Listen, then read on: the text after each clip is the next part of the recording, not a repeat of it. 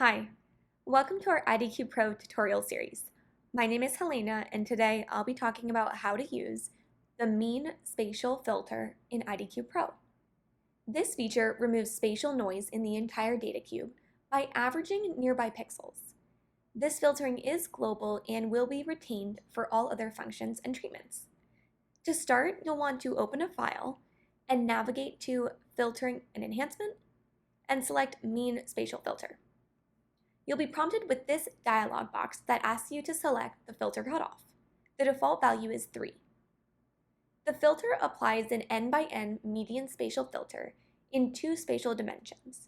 Each output pixel in the output image contains the median value in the n by n neighborhood around the corresponding pixel in the original dataset. The original image is padded by mirroring border elements. You'll then click Apply. After completion, you'll click OK, and you'll be able to visualize the image. The filtered image can be returned to the original by going to Filtering and Enhancements and selecting Remove All Filtering and Enhancements, or by clicking this Reset button here. Note, these changes are global and will return to the original image, including any cropping or other filtering you have done.